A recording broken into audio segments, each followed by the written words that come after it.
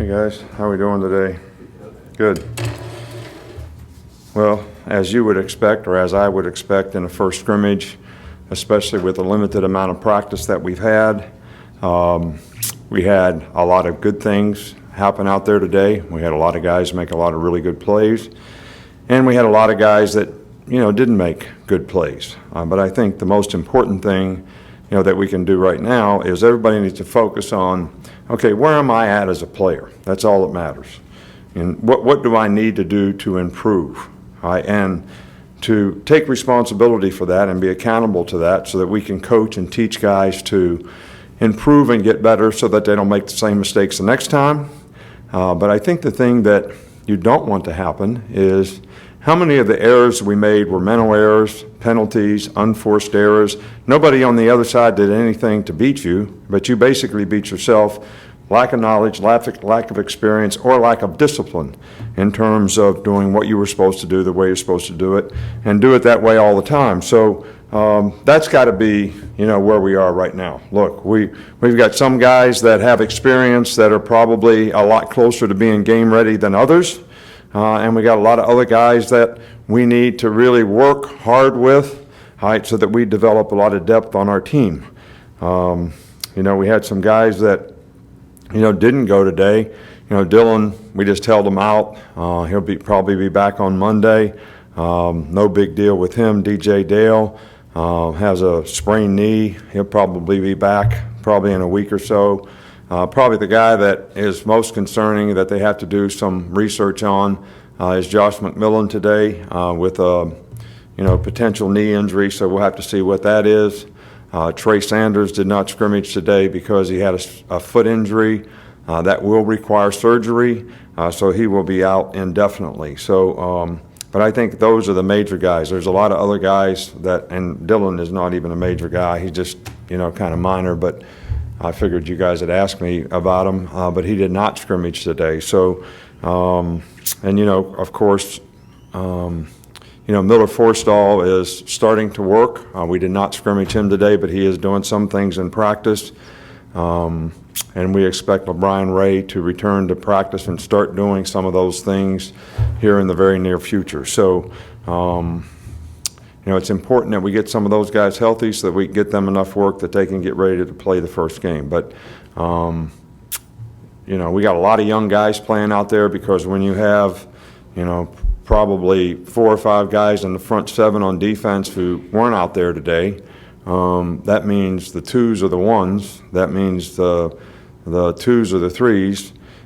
So it's an opportunity for a lot of those guys to get a lot of work, but they're also young players that probably don't have good enough knowledge and experience right now to have enough confidence to go out there and do it and execute with any kind of consistency. So all we care about is this is where they are, this is what we need to do to fix them. Coach, we're starting on the right with Charlie. Wanted to ask you about a couple other guys, Brandon Turnage and Matt Womack. Do you have updates on them?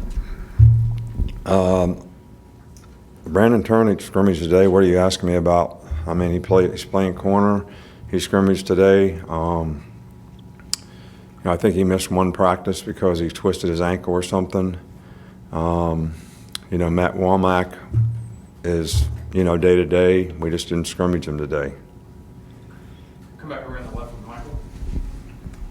Just wondered what you thought about the progress from the backup quarterbacks from today and from all August stuff. Mac played well today. Mac had a really good day today. He had a high completion percentage, threw for some big plays, really did a good job, some of it against the first defense. I thought he did a nice job. I thought he did a really good job of trying to, lead the team when he was in there, and, did a good job.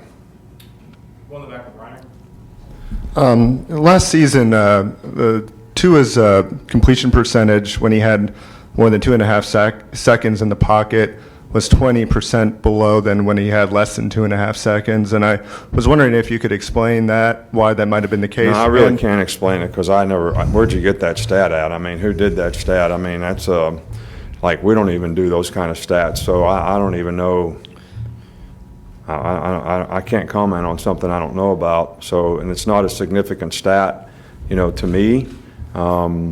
So I'm not spending any time worrying about it, thinking about it, answering a question about it, or anything else. I don't think it's any question about the fact that when you throw the ball on time and you have good protection, a quarterback's going to be more efficient and effective in terms of what he does. And when he gets pressure, it's going to affect him in some cases. So he has to learn to protect himself, and we have to do a good job of protecting him. And I don't think there's any stat that we have to have. I mean, did somebody go out with a stopwatch on the film and do this? Or Yes, there's a lot I of mean, sites that do crazy stuff like this. But is there an effort to get him to get rid of the ball quickly? I mean, or, you know, maybe go through his the effort progressions is quicker? every play has a timing element to when he should get rid of the ball. Every play. Some plays are quick, some plays are medium quick, and some plays are a little longer. So the key to the drill is that we protect and do those things on time, whatever they are. All right, so if it's a quick pass and somebody runs free through the A-gap, it's probably not going to work. All right, do we have any protections where we let people run free through the A-gap? No. All right, so, you know, if we do things correctly, there's a timing element in the passing game that's very, very important. And when we do it right, I would probably agree that we're probably more efficient and effective, but that wouldn't be a surprise to me. Couple more, we'll start back with Tony. What did you see from the kicking game, the place kickers and the field goals? Well, they did really well today. I don't know exactly what the stats were, but both punters, Will and Scott are both punting the ball really well. Will was really good on field goals. I think Joe was pretty good on field goals, so there's a lot of competition there, but it was really encouraging. We'll stay on the side, coach. We'll wrap up with Charlie. Just how are Jerome Ford and Keelan Robinson coming along, and what did you see from them today?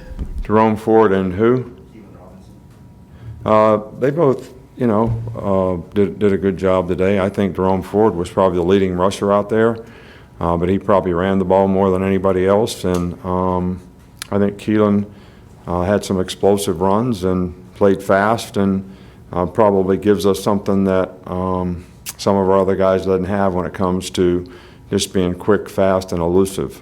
All right, coach. Thank you. All right, thank you.